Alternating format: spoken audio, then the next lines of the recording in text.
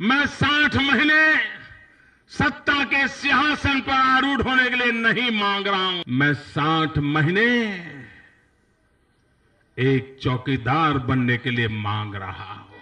नमस्कार, मैं अभिसार शर्मा। दोस्तों, ये जो खबर है ना, ये सिर्फ अटकल नहीं है, ये देश की राजनीति का सबसे बड़ा सस्पेंस बन चुकी है। प्रधानमंत्री नरेंद्र मोदी, वही शख्स जो कहते थे मैं फकीर हूं, झोला उठाऊंगा और चल दूंगा। बताइए क्या कर लेंगे?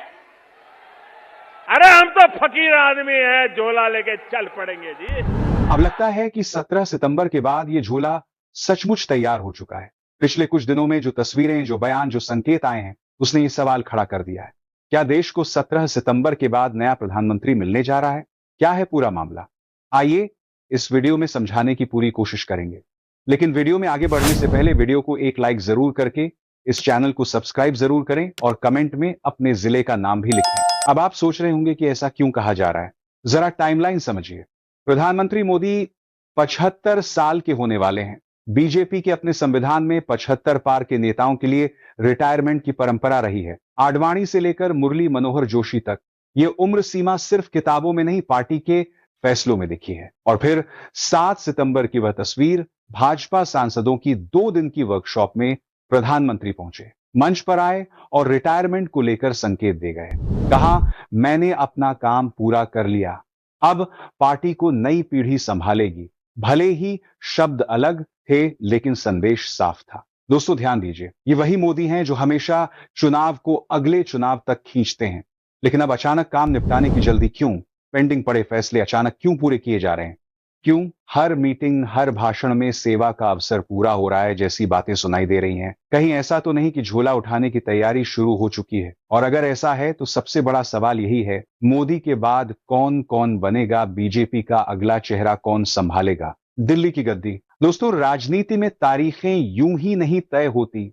17 सितंबर मोदी का जन्मदिन और अब यह तारीख बन गई है रिटायरमेंट के सबसे बड़े कयास की। लेकिन सबसे बड़ा सवाल यह नहीं है कि अगला प्रधानमंत्री कौन होगा। सबसे बड़ा सवाल यह है कि क्या 17 सितंबर के बाद देश की राजनीति सचमुच बदल जाएगी या फिर यह सिर्फ एक और चुनावी चाल है, एक और सस्पेंस, ताकि मीडिया इसी पर बहस करता रहे और असली मुद्दे फिर से पीछे छूट जाएं।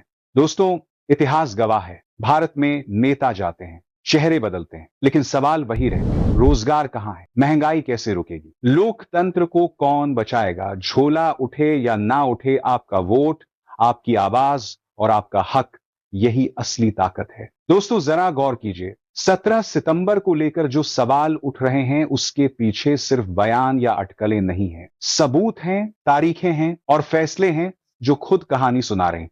पहला सबूत, जीएसटी पर अचानक यूटर्न। पिछले 9 साल तक सरकार जीएसटी की दरों को कम करने को लेकर 1 इंच भी नहीं हिली। 4 स्लैब थे, 5%, 12%, 18% और 28%। राहुल गांधी बार बार कहते रहे कि 2 स्लैब करो, 5% और 18% सरकार कहती रही नहीं होगा। लेकिन अब अचानक 17 सितंबर से पहले सरकार ने वही कर दिया जिसकी मांग 9 साल से ठुकराई जा रही थी। क्यों? क्या यह सिर्फ अर्थव्यवस्था की मजबूरी थी या 17 सितंबर से पहले काम निपटाने की जल्दबाजी? दूसरा सबूत, मणिपुर दौरा याद कीजिए। मणिपुर पिछले 2-2.5 साल से हिंसा की आग में जलता राज्य। लोग मारे गए, घर जल गए, बच्चे अनाथ हो गए। पूरा विपक्ष लगातार कहता रहा, प्रधानमंत्री जाइए, जनता से मिलिए, उनका दर्द सुनिए। लेकिन प्रधानमंत्री ने ना संसद में एक शब्द बोला, ना मणिपुर की जमीन पर कदम रखा। और अब अचानक खबर आती है कि 13 सितंबर को मोदी मणिपुर जा रहे हैं, यानी 17 सितंबर से ठीक 4 दिन पहले। क्यों? क्या अब जाकर मणिपुर का दर्द याद आया या 17 सितंबर से पहले फाइल क्लोज करने की मजबूरी है? तीसरा सबूत, कामकाज का ट्रांसफर। पिछले कुछ महीनों में आपने नोटिस किया होगा, मोदी जी धीरे धीरे अपने बड़े फैसले, बड़ी योजनाएं, बड़े इवेंट्स अपने मंत्रियों को ट्रांसफर कर रहे हैं। मानो फाइलें समेटी जा रही हो, मानो झोला उठाने की तैयारी सिर्फ बयान नहीं बल्कि ऑफिस की मेज पर भी चल रही हो। दोस्तों, ये सब इत्तेफाक नहीं है।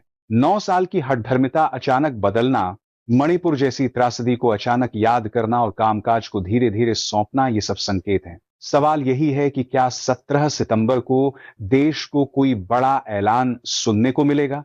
क्या यह तारीख सिर्फ जन्मदिन है या राजनीतिक रिटायरमेंट का काउंटडाउन? लेकिन दोस्तों याद रखिए, तारीख चाहे 17 सितंबर हो या कोई और दिन, हमारा लोकतंत्र किसी एक चेहरे पर नहीं टिका है।